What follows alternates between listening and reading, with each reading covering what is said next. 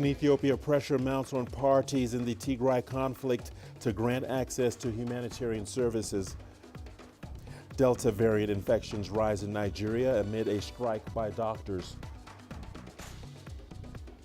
And COVID-19 patients in Uganda battle social stigma linked to the disease. Hello and welcome to Africa Live. As always, great to have you with us. I'm Richard Nta, live in Nairobi. And for those of you joining us from across the continent and around the globe, we thank you for joining us. Let's take a look at other stories making headlines this hour. In business, bread prices to rise in Egypt as the president announces a further reduction in subsidies. And in sports, Egyptian handball team makes history by reaching Olympics semifinals. Once again, welcome to Africa Live. Great to have you along with me for this hour.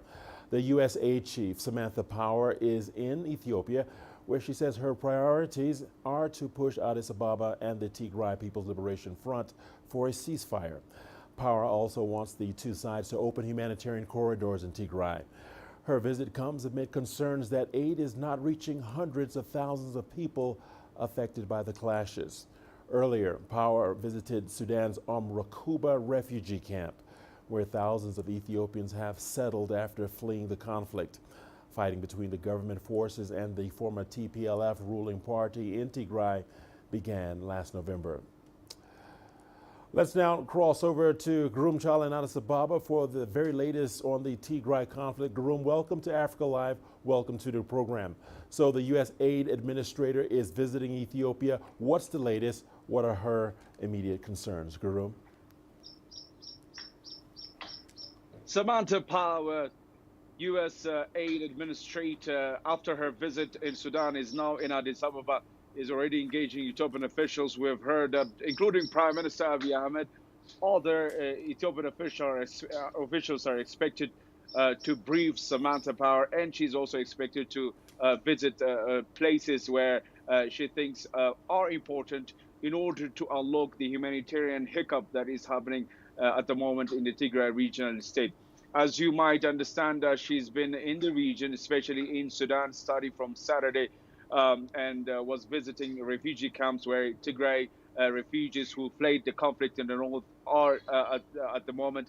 Samantha, by the way, is in Ethiopia in order to help find a way of getting humanitarian access to the Tigray regional state, as the UN repeatedly complained humanitarian access, road openings and others are still a problem. Hundreds of trucks still stuck in border areas. So she's expected to meet lots of officials, and by the end of her meeting, she's going to brief the media as well.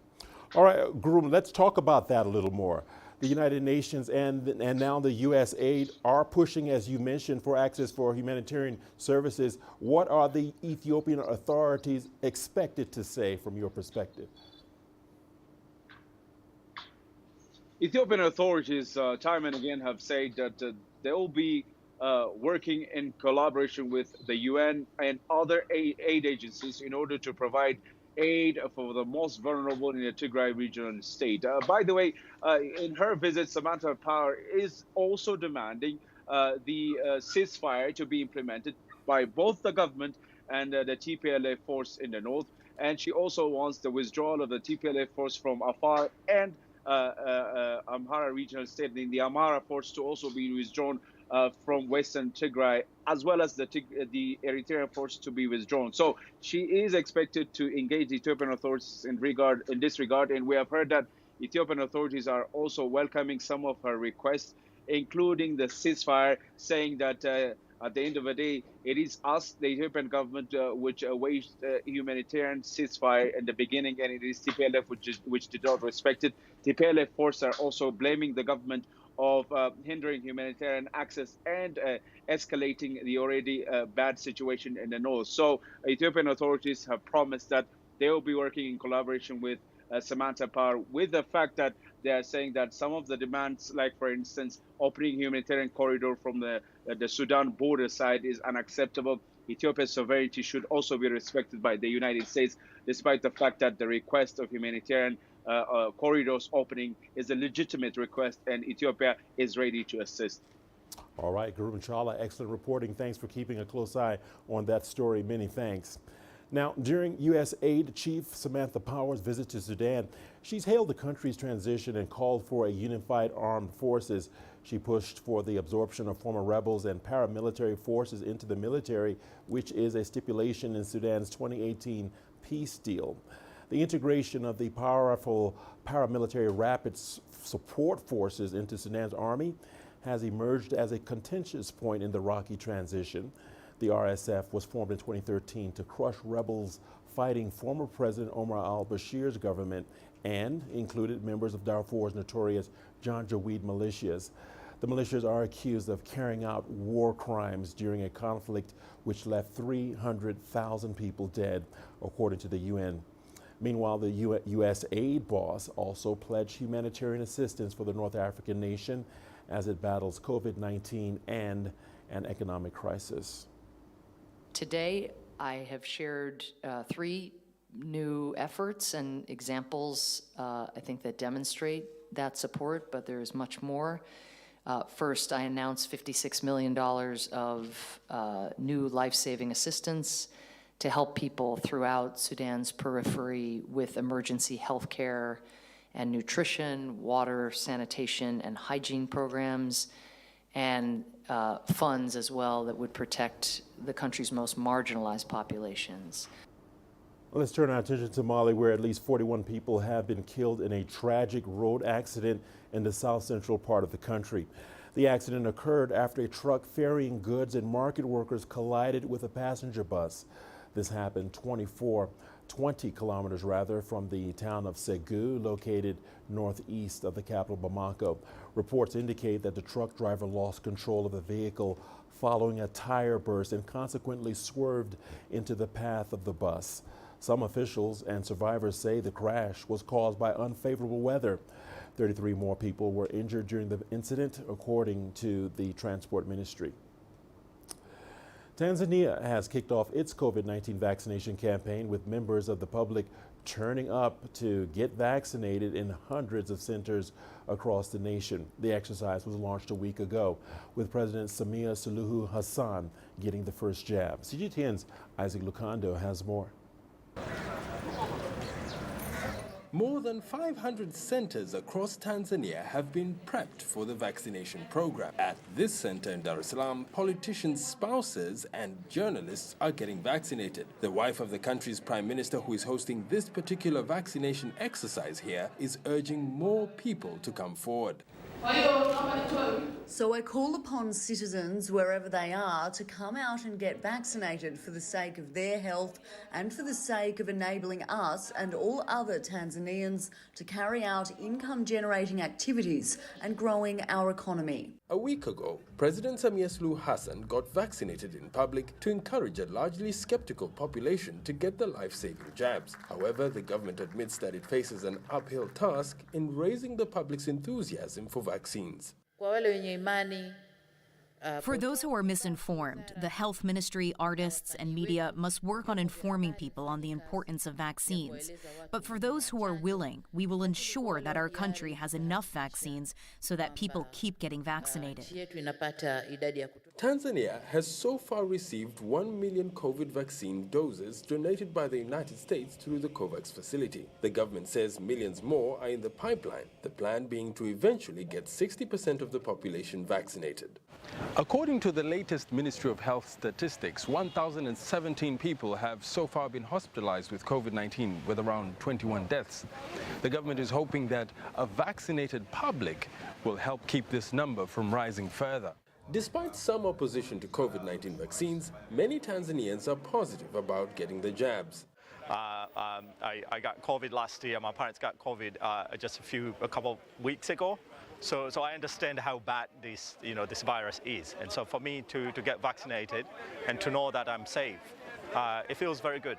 People who are spreading misinformation and disinformation, they are ahead of educators, people who are supposed to provide the right information. And with the social media, fear-mongering has been all over. So I think this is the biggest issue that we have to tackle. The government says COVID-19 vaccines in the country are voluntary and free of charge, although commercial ones may be available at a future date. It says it is hoping to win the fight against the coronavirus pandemic one jab at a time. Isaac Lukando, CGTN, Dar es Salaam. Nigeria has entered its third wave of the COVID-19 pandemic. Health authorities in the country have confirmed the presence of the Delta variant. Although millions of Moderna vaccines have arrived from the U.S., experts fear the situation may worsen amid a renewed doctor strike. Our correspondent Deji Badmus has more on that story. Let's take a listen. Health authorities in Nigeria had always feared a third wave of the pandemic was possible. That fear has now become reality. The data shows that right now in Lagos, 1 in 10 people that we test turn out to be positive. A test positivity ratio of about 10%. Same in Akwa Ibom State. The national average is 6%, but it varies really from about 1% in many states to about 8-10% in a few states. Given our relationships, travel, it's very likely that with this virus, if we don't take specific measures, we'll see even further increases. Rising cases of the Delta variant has been seen in 7 states, including the nation's capital, Abuja. Health officials put the number of the confirmed Delta variant cases at over 30. With an initial supply of nearly 4 million doses of the Oxford AstraZeneca vaccine exhausted, the government is now looking to resume vaccination in the coming days. Nigeria has just received 4 million doses of the Moderna vaccine from the United States. About 1% of our population have received the double dose of the AstraZeneca vaccine. This is quite low, especially considering that we now have confirmed cases of the third wave, and we're exploring all avenues to possibly ramp up access to vaccination so as to reach what we see as a global herd immunity of about 60% of the population. The increase in COVID-19 infections is happening at a time when doctors in the country's public hospitals are on strike, triggering concerns it could worsen the situation for the country.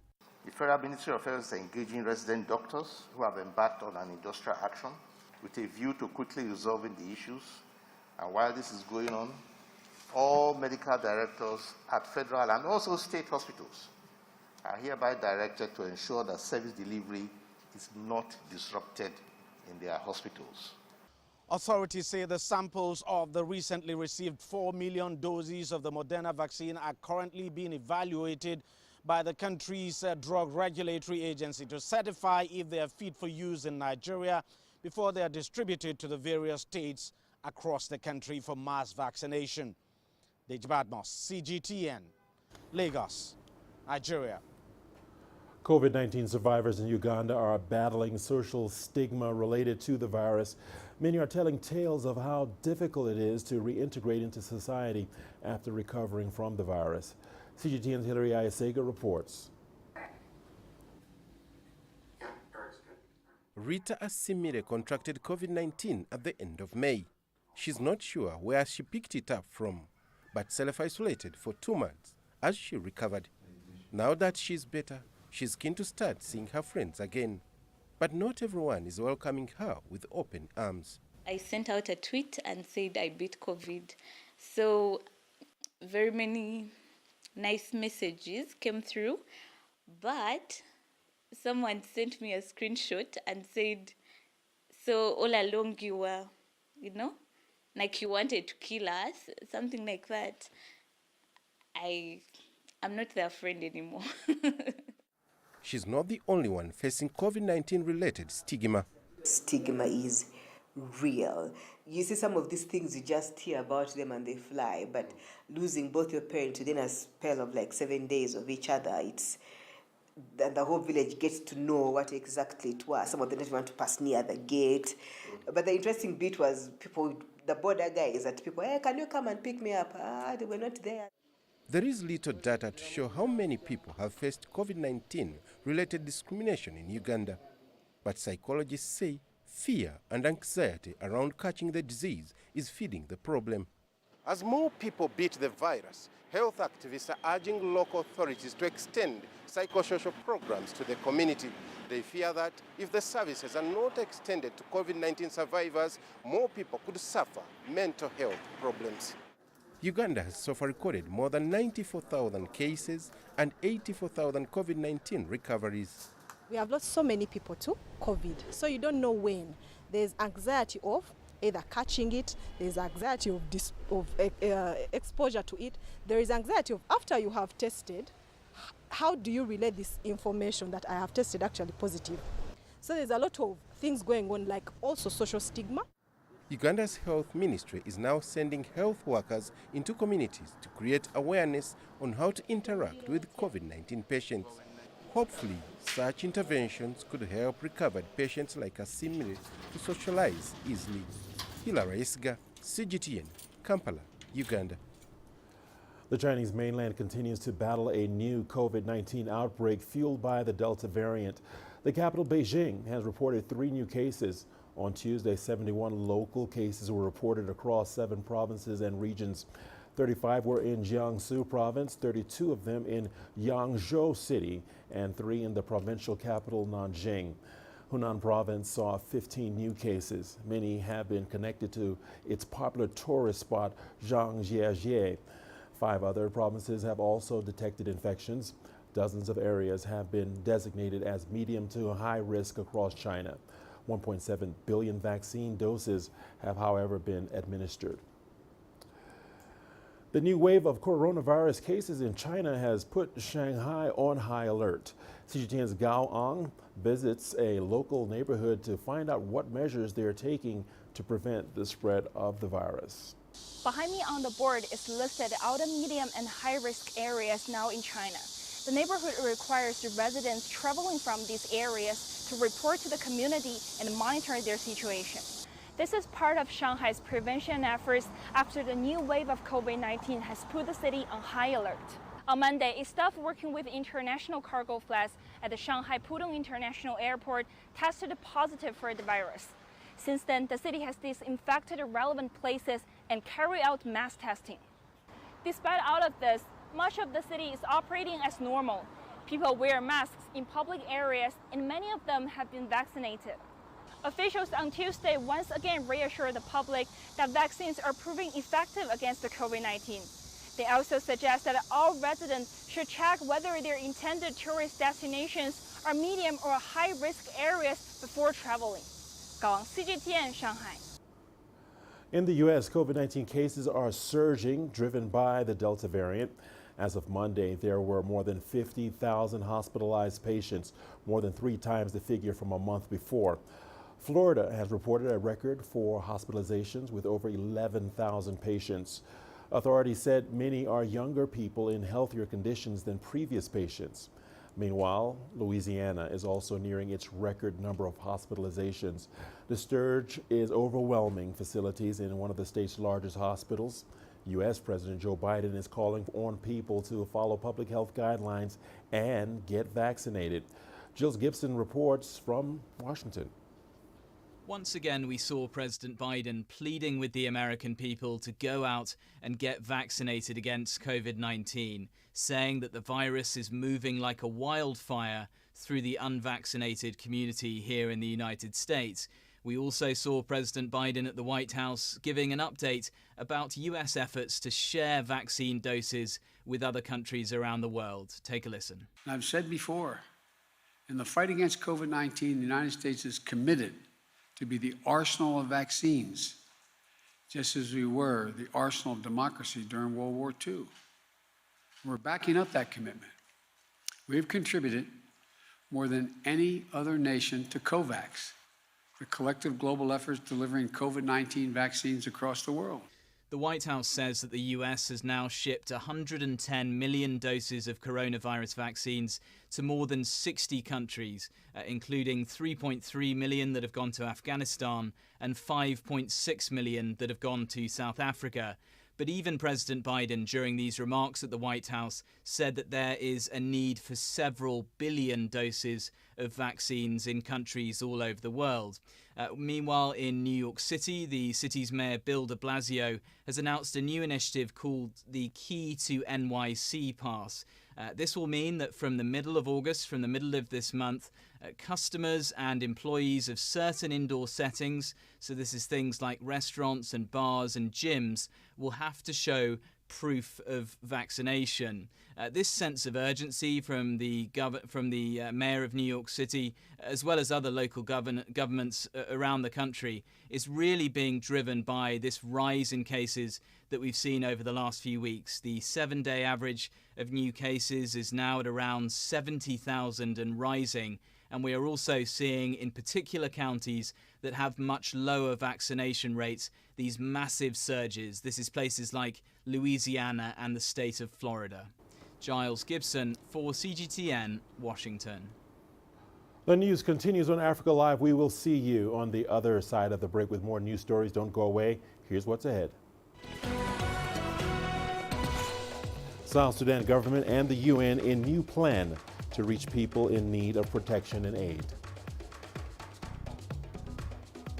And a police officer dies after being stabbed in an attack outside the U.S. Pentagon.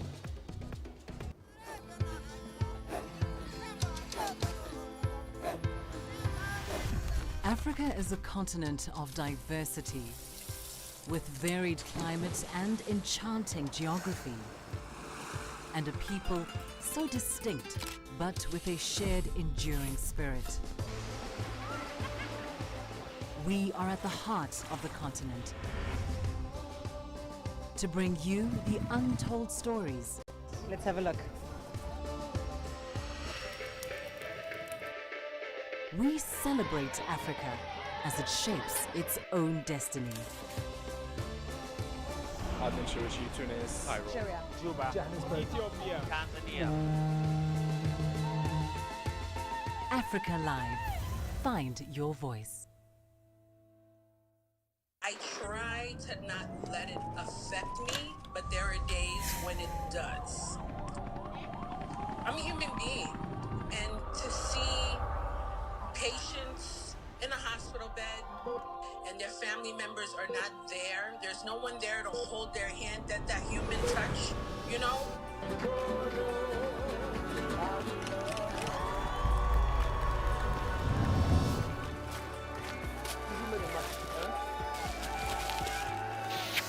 I just hope everyone can remember that the situation is not permanent and that everything will get better eventually.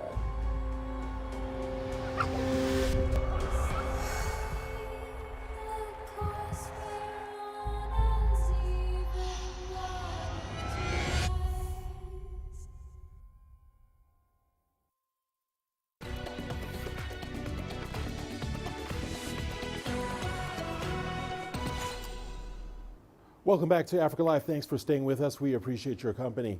Stakeholders in South Sudan are working to improve access to people in need of humanitarian assistance and security. This is particularly important in areas where communal violence and a lack of infrastructure has left many people vulnerable. CGTN Daniela Pearson brings us the details. Stakeholders have been meeting in Juba to discuss security matters affecting the country. Involved in the deliberations are government officials, security forces, and the UN mission in South Sudan. Even if we encounter differences of approach and points of difference in the past, working together with respect for each other's responsibilities will make us stronger. This workshop is very central for trust building and for us to be able to open a new page in how to coordinate our activities between various institutions of security of our country and the United Nations mission in South Sudan. Authorities have raised concerns over challenges faced by peacekeepers and humanitarian agencies during missions. Their work involves reaching people that need protection, food, and medical supplies, among other urgent assistance. Officials say that a common effort to streamline security is needed. It could only be possible because of very close interactions, regular visits all around, by building mutual trust, by sharing the information at every level, leaders and staff, and solving any challenges amicably through discussion and dialogue. We are, as a force, much more mobile than we've ever been. Our patrols are going out all over the country to protect civilians wherever they may be threatened. And the level of threat has spread throughout the country, and it's necessary for us to have that access. A need for quick action was prompted after thousands of people fled their homes following armed attacks in the western Equatoria region. Daniela Pearson, CGTN. And to the U.S. now, where a police officer has died after being stabbed in an attack outside the Pentagon, headquarters of the Department of Defense. Now, several other people have been wounded. The building has gone into lockdown. Sean Caleb's reports. A chaotic and violent situation unfolding at the U.S. Pentagon. You can see it over my left shoulder. It happened hours ago. This is a facility that employs more than 20,000 people. It is like its own small little city. There is a massive commuter stop there, and apparently the violence happened in an altercation on a bus. It spilled over. One assailant getting off the bus and attacking a Pentagon police officer, repeatedly stabbing him in the neck. The officer reportedly lost his life. The police officer was able to shoot the assailant. He was taken to a nearby hospital. There were a number of injuries. We don't know how severe. Eyewitnesses telling local media they heard a pop, pop, pop, pop, repeated shots, and then one lone shot. There is always the concern about a terrorist attack whenever the Pentagon or a large U.S.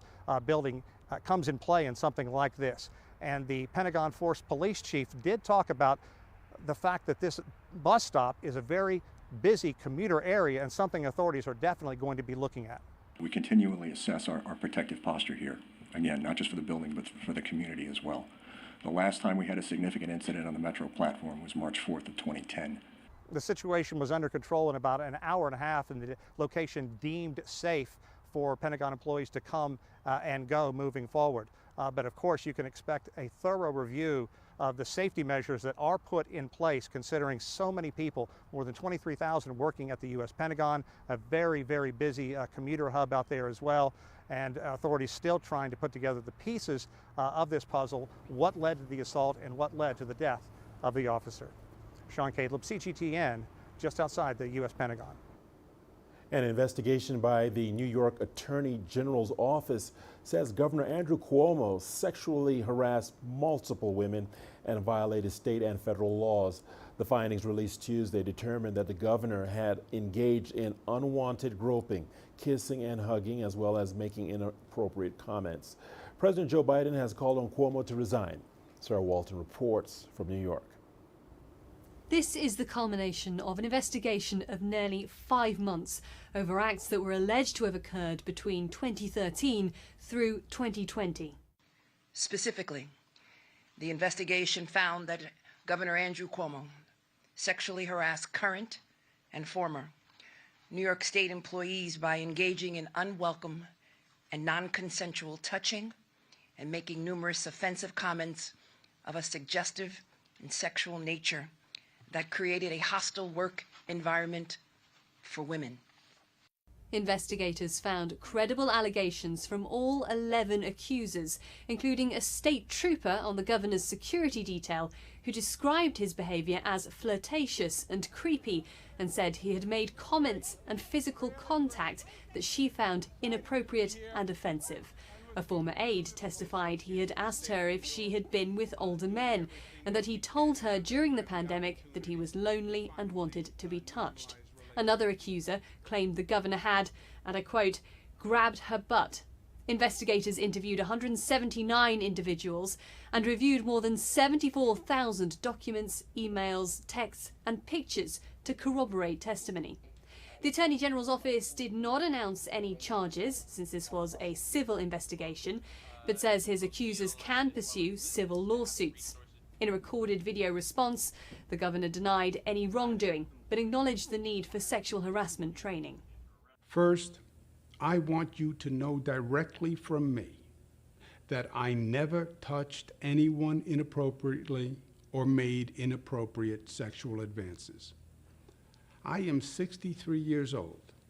I've lived my entire adult life in public view.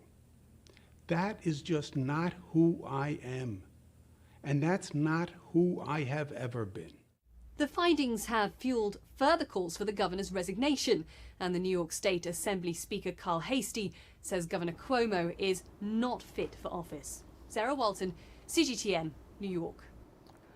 An extreme heat wave is causing wildfires in southern Europe. Firefighters in Greece have tackled more than 60. The government has issued warnings to limit electricity use and travel. Italy and Turkey are also battling blazes. Evangelos Sipsas has more from Athens. Parts of southern Europe remain in a state of emergency for the 5th day as temperatures continue to hover at record levels. Here in Greece on Tuesday, temperatures reached 47 degrees Celsius, putting the country at an extreme risk of wildfires. The Greek government issued a warning last week to its citizens and tourists to avoid unnecessary work and travel and to limit electricity use as the government tries to cope with the crisis. For now, major tourist attractions such as the Parthenon remain closed. We're dealing with the worst heat wave since 1987. As you can imagine, the increased demand of electric power creates a significant burden to the system. I want to reassure Greeks that everything humanly possible has been done to secure the country's power supply, but we're also asking consumers to help us. Firefighters in Greece say they have tackled more than 60 wildfires in the last 24 hours. But the most devastating so far are seen in nearby Turkey, where crews and volunteers battle a string of blazes along its coastline for the 6th day. On the wooded hills of Antalya's Magnavat district, residents fled their homes as planes and helicopters fought the fires from air. More than 130 blazes have raged across parts of Turkey, killing at least 8 people and burning more than 118,000 hectares of land. Neighborhoods in the tourist city of Bodrum have also been evacuated. In Italy, holidaymakers were evacuated after wildfires devastated a pine wood near a beach in Pescara. More than 800 wildfires were recorded over the weekend, mainly in southern Italy. Europe's southern Mediterranean coast is famous for its high summer temperatures, which draws the tourists. It's an area that is used to dealing with wildfires, but not at this scale. Authorities say that the number of fires that are recorded this year are the highest on record, blaming climate change for creating the deadly conditions. Evangelos Sipsas for CGTN, Athens, Greece. Don't go away. The news continues on Africa Live. We've got your business segment coming up next. Here's a peek at the headlines. Bread prices to rise in Egypt as the president announces a further reduction in subsidies. The Durban harbor in South Africa reopens for business.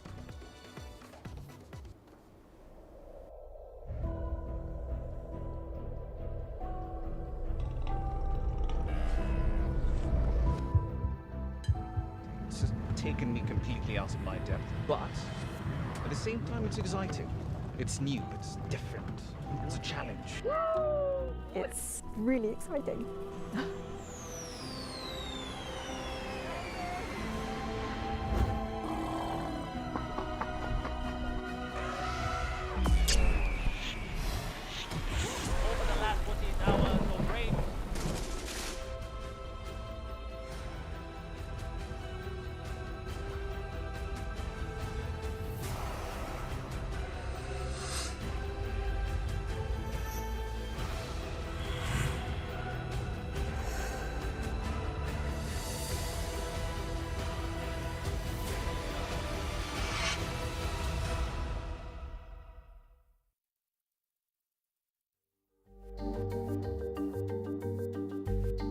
Africa Live. Find your voice.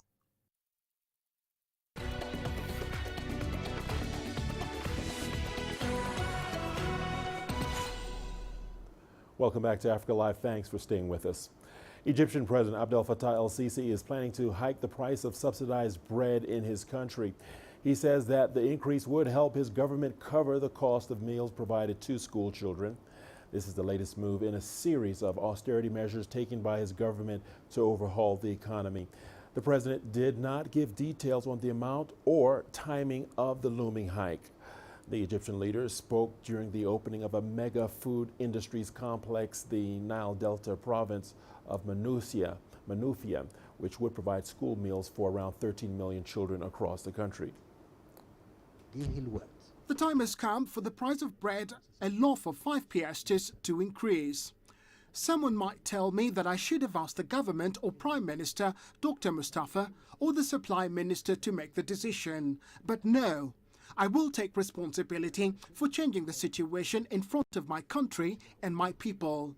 It is unbelievable that we provide 20 loaves of bread for the same price of just 1 cigarette. I'm saying this live on television to all Egyptians. This has to stop. We need 8 billion Egyptian pounds to supply meals to our students, and we don't have the money. The issue needs to be reorganized in a suitable way. I'm not saying we make it significantly more expensive as it costs the government 65 or 60 piastres, but this has to stop. In South Africa, the Durban harbor has reopened for business.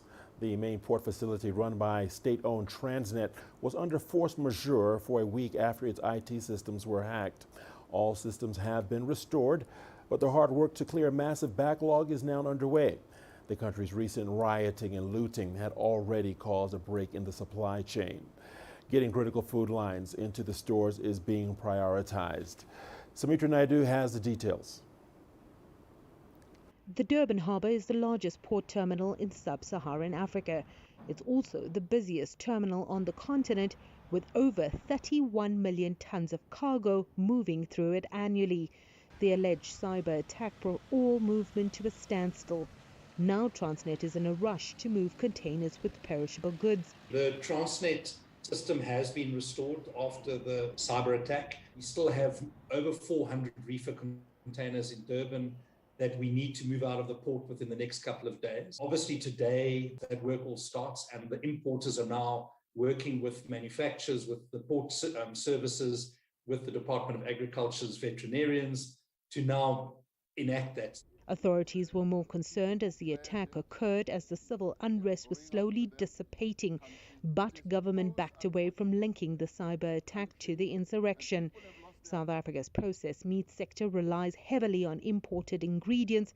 The SA Meat Association says much of this product is destined for inland producers who employ thousands and feed millions of South Africans. We have 2 manufacturing operations in Durban, which have been severely damaged by the rioting and the looting. Both of those facilities are going to take quite a while to get back into production because they are physically damaged, burnt. One is significantly damaged and may take as much as 12 months to get back into production. But what also transpired is that there were 4 cold storage facilities in Durban that were significantly damaged. In May, prior to the unrest, 16,000 tons of raw meat material was imported to South Africa, 75% of which came to the country via the Durban port. MDM, the biggest raw material that we import, is predominantly used in what we call emulsion products. So Vienna's, polonium, and Russian are the typical examples of those. And they're a very significant protein for the less affluent communities of South Africa. And they are really large volumes that get used in South Africa, get produced. So we import about 16 to 18,000 tons a month of MDM. Given the disruption to the retail supply chains, producers have had to ramp up their orders to replace what was lost in the value chain. Port authorities are also working around the clock to ensure these food supplies are delivered soon. Sumitra Naidu, CGTN, Johannesburg, South Africa. Over to Nigeria, where for the 4th consecutive year, the economy has seen a major reduction in its capital importation inflow. A recent report shows that Nigeria recorded a decline in capital importation by 54% in the second quarter of this year, and that has further piled pressure on Africa's largest economy. Here's Deji Badmus with the details. The capital importation report is a clear indication that more than a year since Nigeria exited its last recession, Africa's biggest economy is still struggling for foreign investors' confidence. and recovery is still slow. In the first quarter of 2021, the country attracted $1.9 billion. The second quarter figure of $875.6 million is among the worst in recent times, with foreign portfolio investments alone accounting for 63% of the figure. So it's a pretty much complicated situation that we have right now compared to where we were, first half of 2021. Our recovery process is still very much weak, compared to the 16-17 recession. And also the fact that the year so far has been filled with a lot of fiscal indecisions in the sense, conversations around the revenue crisis, conversations around the insecurity challenges and how it's impacting on inflation and further stretching the value of the currency. And so when we put all these things together into context, it will simply speaks to the fact that there is a great lack of clarity in the Nigerian economy right now, and that's impacting on investors' confidence. The report shows the United Kingdom continues to top the source of capital investments in Nigeria, accounting for 35% of the total capital inflow. While the banking sector accounted for the bulk of the inflow, 89% of the capital investments ended up in Lagos, the country's commercial capital. We've not also done the hard work of ensuring that FDIs and capital investments are properly spread across different sectors to unlock value chain relevance and to grow the potential of returns and all that. And that's also depending on the fact that we've not appropriately locked the potential of those sectors, and linking them up to more market-focused opportunities and exploring market value in that space. Until there's a form of market value, investors will not see the need to invest in a particular sector. And as there's a form of an enabling environment, when it talks about security and all of that, it's also the same thing. Investors will not see any incentives to invest. The struggle to attract foreign capital inflow is telling on the country's reserve, and by extension, the local currency, which has been coming under increasing pressure in the last 1 year. But what we have noticed is that because of the dwindling foreign reserve that we are experiencing in the country, that CBN has not been able to meet up with the demand of this foreign investor anytime they want to leave the country. So because of that, some of them are trapped in the country. They've not been able to repatriate their fund back to their destination. So because of that, they've been skeptical in bringing fresh funds into the system lately. The last time Nigeria had a major break in its capital importation inflow was in 2017. But 4 years after, the country is yet to see another rise, indicating a significant drop in investors' confidence in the nation's economy.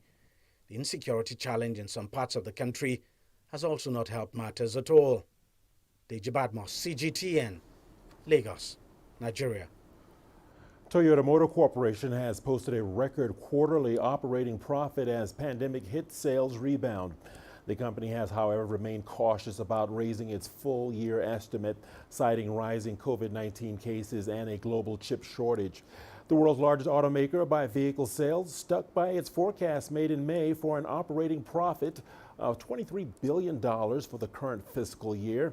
Operating profit at Japan's biggest automaker rose to $9.15 billion for the 3 months ended June 30th, well above the $127 million earned in the pandemic-hit first quarter a year earlier.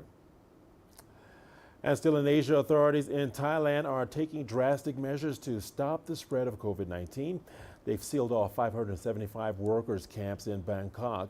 Most are home to laborers from Myanmar, Cambodia, and Laos. And these measures have put millions of migrants out of work, forcing many to flee to their home countries. Dusita Sao Kay reports from Bangkok. Every day they wake up weaker, more helpless, more desperate. Tone has not eaten for 2 days. He lives with more than 40 other migrants from Myanmar and Cambodia at this sealed-off construction site in the heart of Bangkok.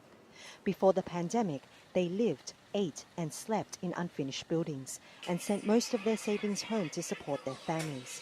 Their hands built homes for the city's affluent. Those hands are now tied, out of work, out of options. We are suffering. We have no money. We cannot send money home to our families who are also suffering. We want to go home, even if we have nothing. At least we can be with the family. There's an estimated 4 to 5 million migrant workers in Thailand, the majority from Myanmar, Cambodia and Laos. Most are living at the mercy of their employers. Since June, Thai police mobilized to seal off construction sites to ensure workers do not leave, a drastic measure in an attempt to contain the virus that is ravaging the country. The life of Cambodian migrants is like escaping a tiger into the mouth of a crocodile. They are overwhelmed with difficulties. Around 80% of them are desperate to return home. Factories closed, construction camps sealed off. The lives of millions of migrant workers living in the shadow of this pandemic have been cut off from aid and assistance. In desperation, thousands have fled to escape this virus, to escape this hardship. But for many, they return home to where their economic challenges continue. Cross-border migration is now complicated. The once well-trodden routes of the past have been redrawn. Checkpoints, the risk of arrest, brokers charging huge fees to cross the border using small roads through dense jungles. 2 months ago, Duong made this journey. She crossed safely, only to find herself in a tiny classroom of a rural school transformed into a quarantine camp. COVID-19 spread among migrants there. She was confined with 7 other people, all sharing one bathroom. Now back in Cambodia with her son, she knows this may be just the beginning of her problems. It was a difficult decision to return. I know there are no jobs here. I don't have land for farming, so all I can do is stay home. There was no work in Thailand. For more than 1 month, I had no work. For Thailand's migrant workers, the deadly third wave is a top-up crisis, compounding to their world already full of anxieties and uncertainties. And even with borders now closed, hunger is stronger than any border policy, stronger than the fear of COVID-19. Lucita Saogao, CGTN, Thailand. Spain recently came out with the legislation to protect the rights of gig economy workers, such as delivery riders or online car hailing drivers who have been working hard during the COVID-19 pandemic. Though the move has generated a lot of controversy, the government is determined to press ahead with its efforts. CGTN's Rahul Patak has more on the gig economy and its impact in Spain. It's lunchtime in Madrid, and Glovo rider Julio Cesar is on the move. Julio is one of Glovo's 13,000 food delivery riders based in Spain. The work is hard, the hours are long, and during the height of the pandemic, it carried a high element of risk to their health. But throughout the lockdown, the riders were out on the streets delivering food, whilst the public were confined to their homes. Now, the Spanish government says it wants to protect the rights of these food delivery riders, so they've announced a plan that will make them employees of companies like Deliveroo, Uber Eats and Glovo, and that'll mean they'll be entitled to things like paid holidays and sick pay. It will mean extra costs for the delivery companies, and for riders like Julio, those extra costs will eventually affect him and his fellow riders. It will affect our incomes for sure. We'll be having extensive shifts, but we won't see the effect of that in our payroll. We'll work more and earn less for sure. That's why I say this will slow us down.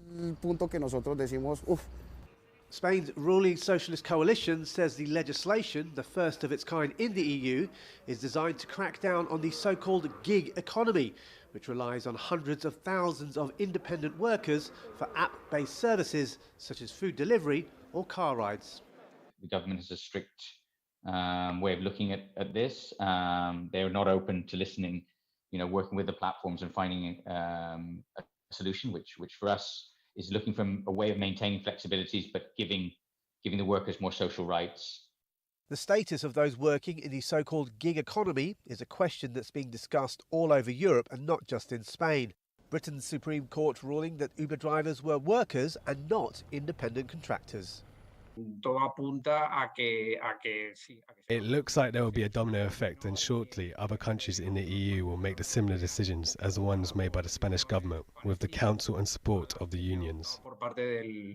For riders like Julio, even though they welcome the extra job security the new legislation is supposed to give them, many will be reluctant to lose the freedom and flexibility that they currently enjoy. Rahul Pathak, CGTN, Madrid. And we are not done just yet. We've got your sports news coming up after the break. Stay tuned. Here's what's ahead. In sports, Egyptian handball team makes history by reaching Olympic